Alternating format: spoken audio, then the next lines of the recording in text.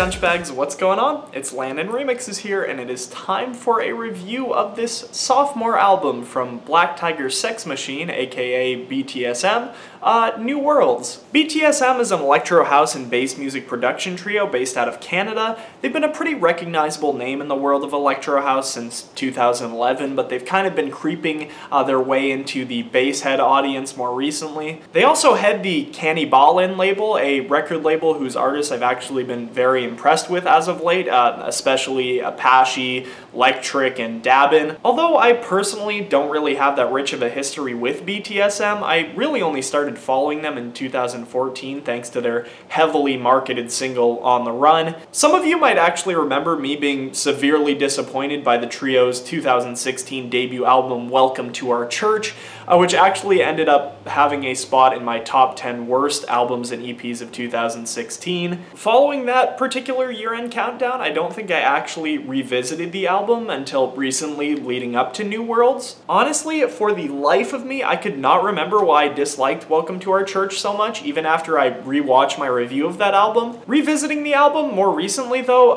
it clicked with me almost instantly. I think the main reason why Welcome to Our Church fell so flat for me is because really the songs individually did not offer a lot of compositional variation. Especially when we're talking about the drops on that album, there is little to no chord changes, there's hardly any melodic or harmonic content. I personally feel that a wide majority of the content on that album was very static, very lifeless electro house, and I personally can't get into it. That being said, I actually was looking forward to seeing what Black Tiger Sex Machine would be able to bring forward with their sophomore attempt, especially after I was personally very into this album's lead single, Lions. I thought that song was pretty epic to say the least. I really enjoyed the kind of cinematic intro it has, as well as the vocal buildup, and then the drop is just insane. The low-sitting kind of chirpy bass line to me is absolutely addicting, cannot get enough of those industrial elements, and the beat is pretty infectious too. Although the more and more I listen to this song, the more it starts to sound like it came out of Rez's catalog, although, they did a good job with it. Unfortunately though, running through the track list of New Worlds, Lions ends up being one of the main standout tracks for me. And that's not to say that this album is particularly bad, there just were not a ton of tracks that particularly caught my attention. Unfortunately, New Worlds does suffer from a lot of the same issues I had with Welcome to Our Church. Not all, but many of the songs in this album suffer from very static, almost unforgivably bland EDM drops. I'd say War and Artificial Intelligence are probably the biggest offenders in this category, and to me are almost entirely unlistenable. Broken Machines and Zombie are also minor offenders in the same kind of way, although they do end up providing a little bit more variation. I will also say, to this album's advantage, the mixing here is quite a bit better than it was on Welcome to Our Church. At least it sounds a lot more full to me. There is some weird sidechain compression thing going on in Broken Machines that I wasn't too crazy about, but it's excusable, really. It's the only spot on the album that this happens. I do also, in a lot of ways, feel this album is a significant improvement over Welcome to Our Church. I'd say there are more hits than misses this time around. The collaborators generally are able to bring a little bit more flair than the last time. As usual with KANNIABLEN LP releases, most of the collaborators here are people who have already released on the label before. We've got Sullivan King, Kaiwachi, Apache, and Electric, and those respective collaborations ended up actually being some of my favorites that the LP had to offer. The Sullivan King collab, Madness, is pretty wild. Sullivan King seems to be really stepping up his game lately as an artist. He's doing a lot more singing, which I really enjoy,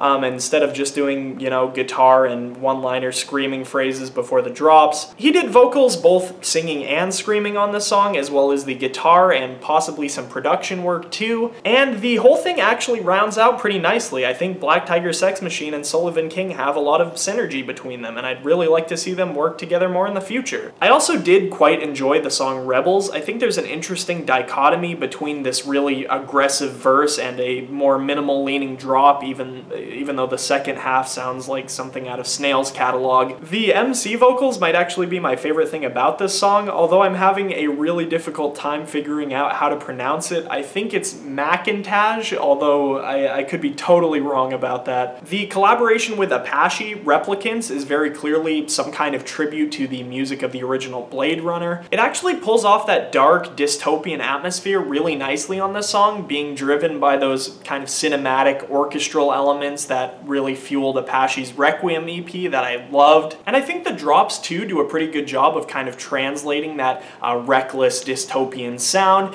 kind of infusing in elements of brostep and rhythm dubstep. The song with Electric Death is actually by far my favorite song on this album. The song follows a really cool concept from start to finish, kind of centering around death. There are even certain parts of the song that make me feel like I've been transported to some kind of alternate reality where I'm walking to the gallows. And then the drop comes and it's like a gigantic fight breaking out or something. Not to mention that the drop of this song is honestly pretty insane too. I've been vibing with Electric a lot lately, notably because he structures his beats in a really atypical way. I think that willingness to accentuate certain sounds on alternate beats is really, really cool. It's one of the things that I really loved about his single Shred, which was probably my favorite electro house song of last year, and it definitely comes back on this track too. Other than that, I feel like I've covered just about every base on this album. I mean, I guess I didn't really talk about Beast, but for me there isn't really a whole ton to say. It's better than some of the electro house that was on their last album, but it's certainly not the most unique song ever. In fact, it reminds me quite a bit of Skull Club from the last Glitch Mob album. Definitely doesn't feel like a ripoff or anything like that. I just think they share a lot of the same characteristics. But yeah, I think that's about it. Like I said, I do feel much more positively toward this album than I do toward Welcome to Our Church. I think it had a lot more decent tracks on it, and even a couple really great ones. That being said, there were also a couple songs on this album that I absolutely couldn't stand, and then there were just a number of moments that were plain boring.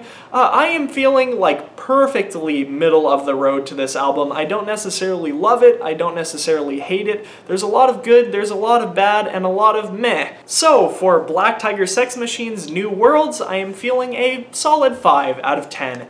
If you guys haven't listened to this album, as always, I do have the Spotify link down in the description so you can go check it out for yourselves. And if you have listened to this album, let me know what you think down in the comment section below. As always, I'm Landon Remixes. I hope you guys enjoyed this review, and I'll catch you later. Peace.